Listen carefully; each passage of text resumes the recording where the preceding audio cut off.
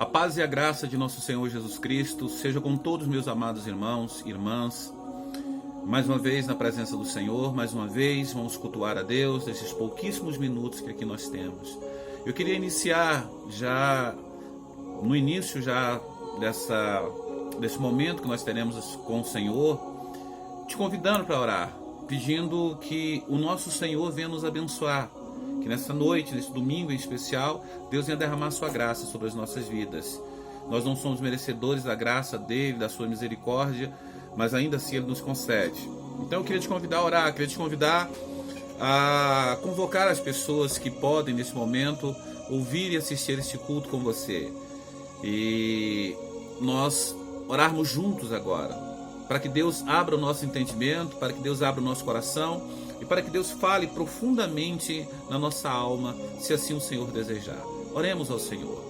Pai querido, Pai santo, de poder e de graça, no nome santo do Teu Filho Jesus Cristo Nazareno, nós Te louvamos mais uma vez pela Tua presença em nossa vida, em nossos lares, sobre a nossa família. Senhor, abre o nosso entendimento, abre o nosso coração, nos capacite a compreender a Tua palavra nessa noite. Que a graça e a misericórdia do Senhor venha sobre as nossas vidas de uma forma muito especial. Nós oramos e te pedimos em nome de Jesus. Fala, Senhor, que nós, os teus servos, estamos prontos a te ouvir em nome de Jesus. Que Deus abençoe cada um de vocês. Que o Senhor abençoe o teu lar, a tua família.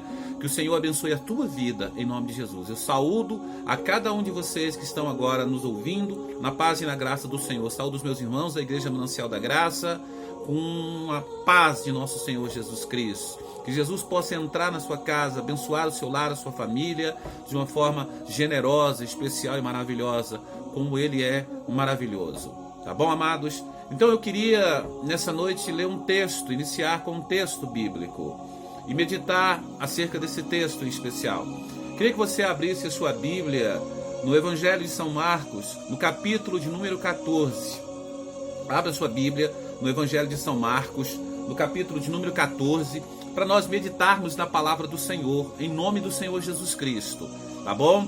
Vamos meditar na palavra do Senhor de uma forma que o Senhor possa falar aos nossos corações. Diz assim Marcos, capítulo 14, no verso de número 26, em nome do Senhor Jesus. E tendo cantado um hino, ou cantado o hino, saíram para o Monte das Oliveiras. Isso vai da tradução.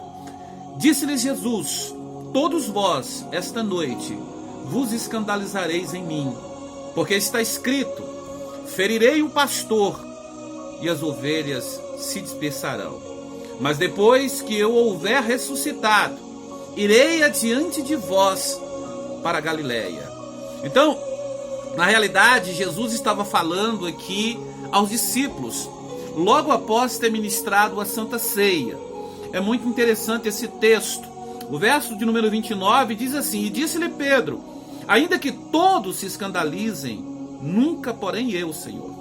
E disse-lhe Jesus: em verdade te digo, hoje, nesta noite, antes que o galo cante 2 vezes, 3 vezes me negarás.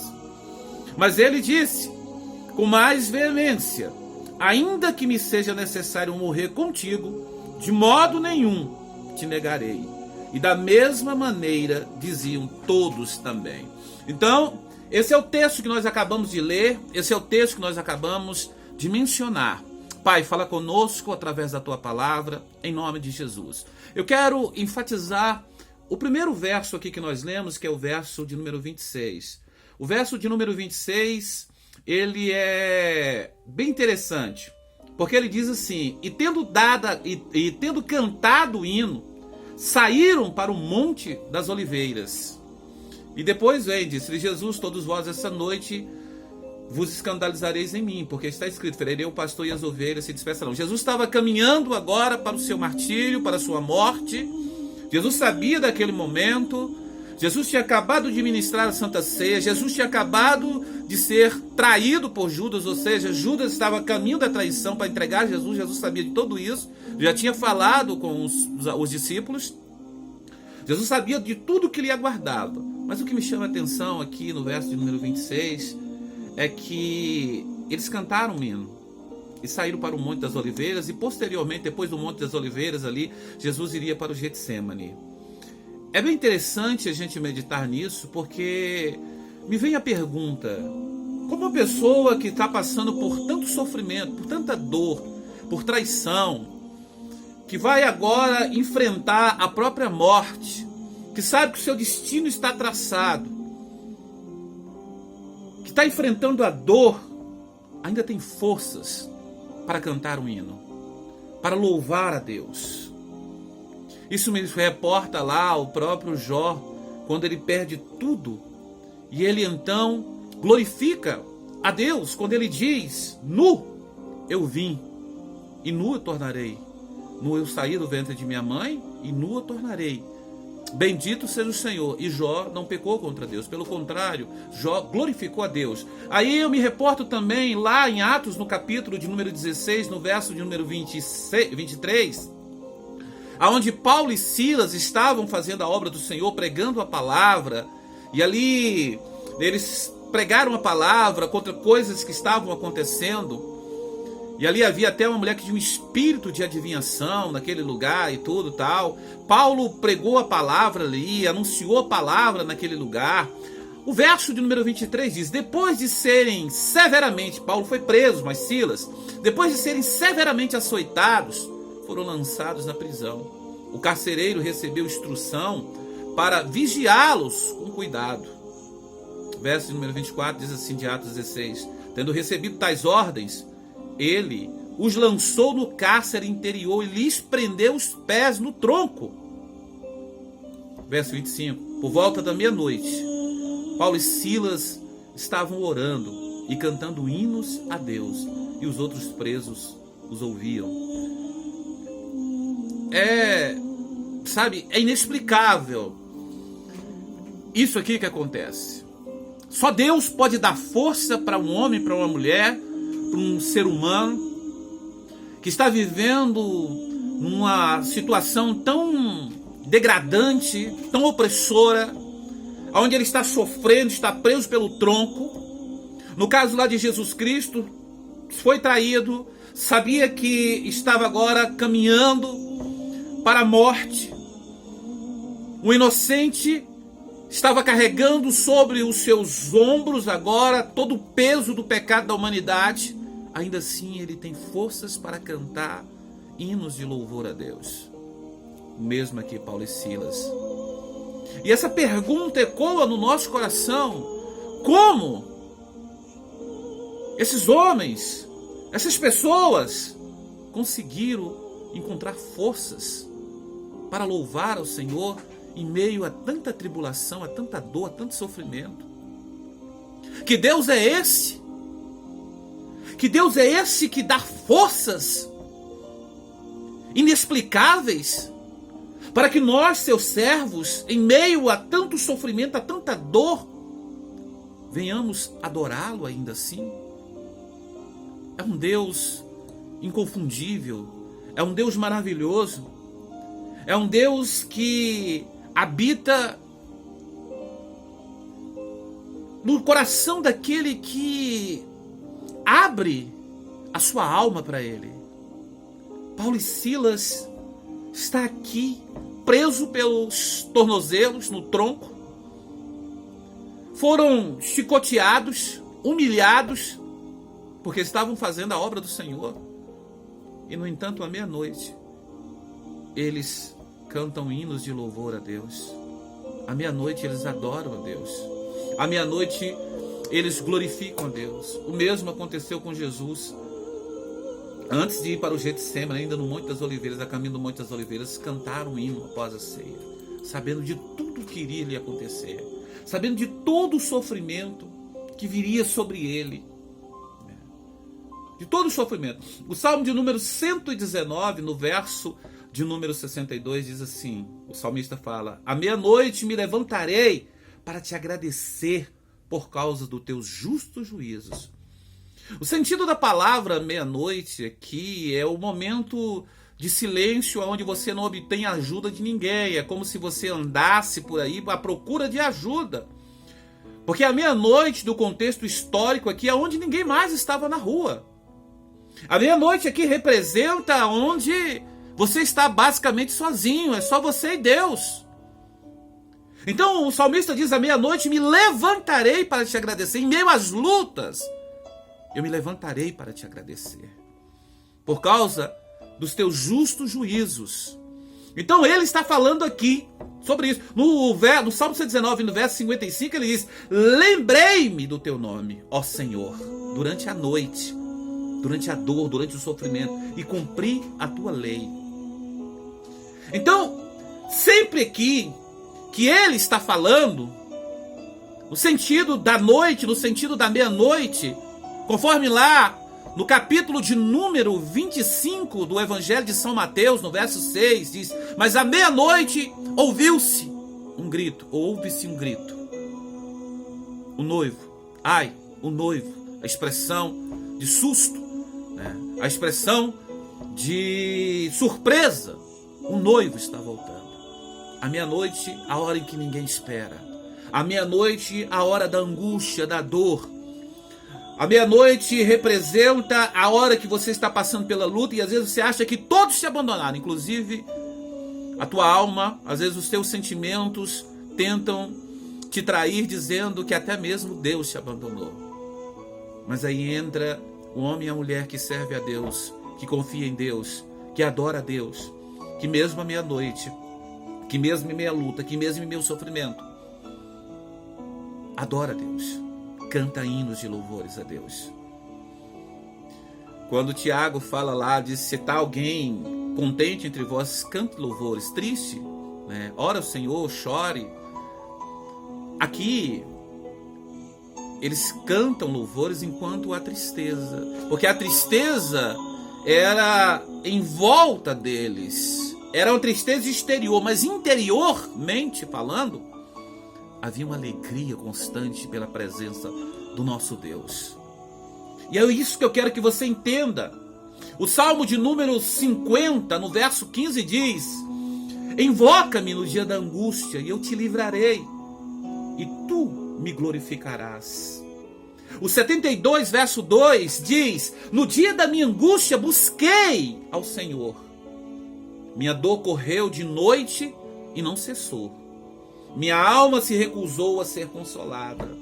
O salmista diz aqui, fala de um momento de dor, de sofrimento, em que aparentemente o socorro não veio. Mas ele diz: a minha alma naquele momento se recusou a ser consolada. No sentido de abandonar o Senhor. Ele não quis, ele preferiu sofrer a pena do que abandonar o Senhor. Preferiu ficar com o Senhor.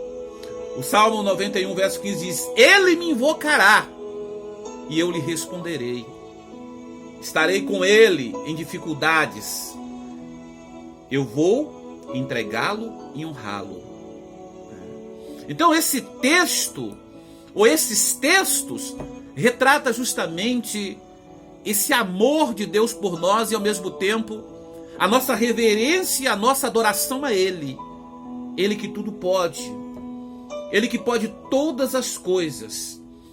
Quando nós vamos para Mateus no capítulo 26, quando Jesus está lá no monte, né, ou seja, lá no jardim de Getsêmani, diz assim: então ele lhes disse: a minha alma está muito triste até a morte.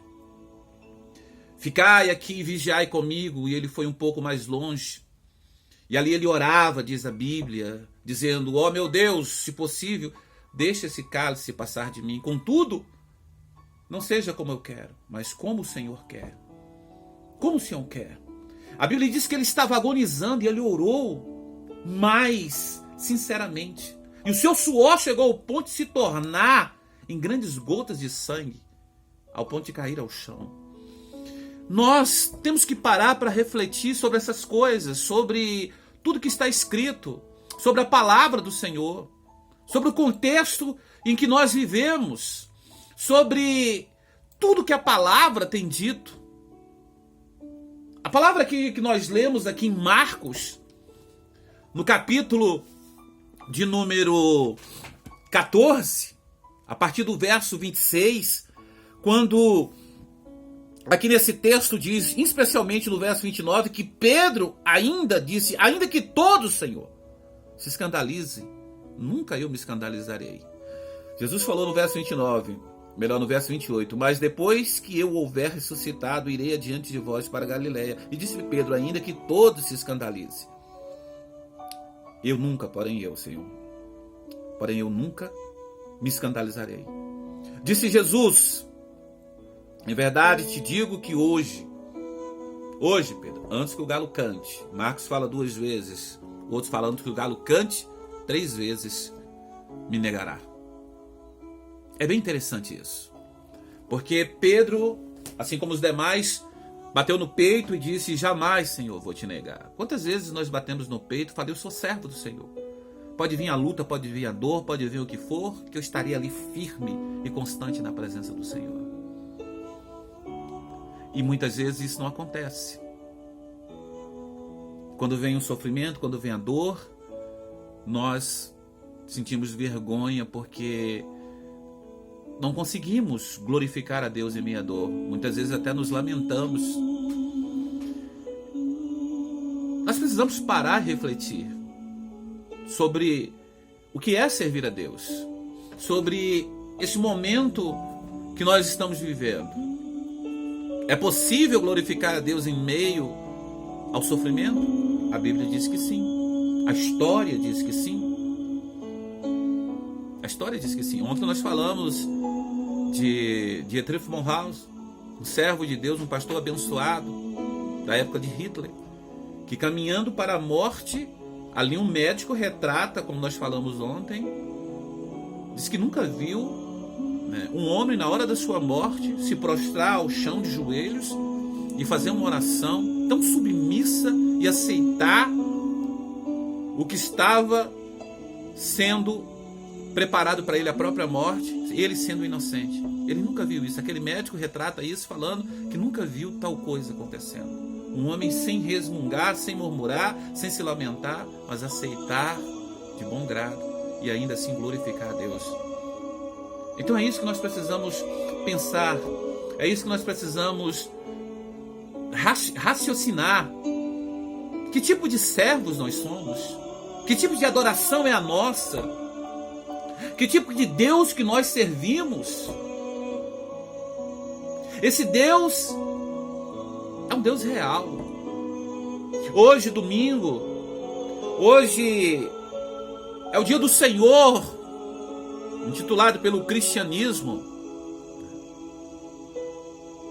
Então temos que parar e refletir que tipo de Deus nós estamos servindo, que tipo de fé nós temos.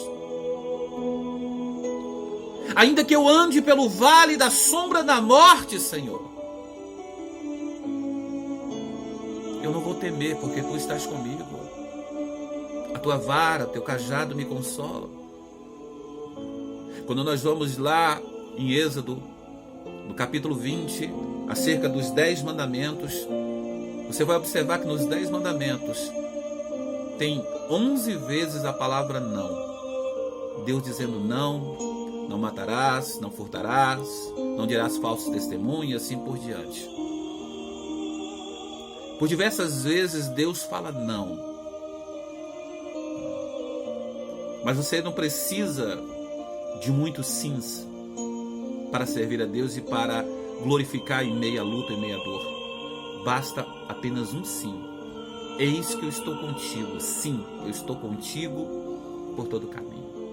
E foi justamente isso que Moisés tomou para si, quando o Senhor estava irado com aquele povo e disse que não iria adiante dele, mas enviaria o seu anjo. Moisés disse, Senhor, se o Senhor não for conosco, o anjo não serve. Tem que ser o Senhor. Não nos permita sair daqui se o Senhor não for à frente. Não serve de forma nenhuma qualquer outro ser, só o Senhor. Nós só precisamos de um sim do Senhor. Mesmo que Ele diga muitos nãos.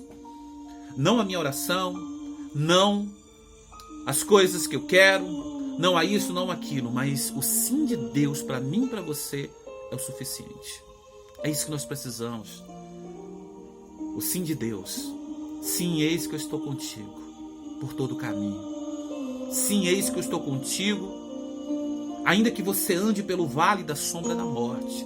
Somente esse sim, esse único sim. Eis que eu estou contigo, sim. Pode vir muitos nãos. Mas se Deus dissesse sim, isso deve bastar para nós. É isso que nós temos que entender.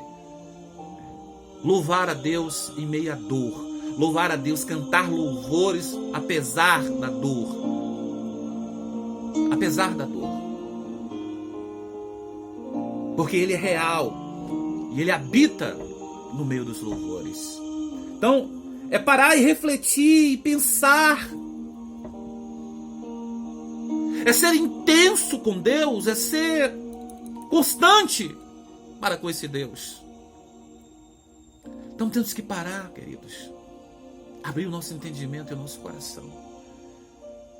Essa é a palavra que eu quero deixar para você hoje, sábado, ou melhor, domingo. Hoje, domingo, que você possa entender que Deus está no meio do seu povo.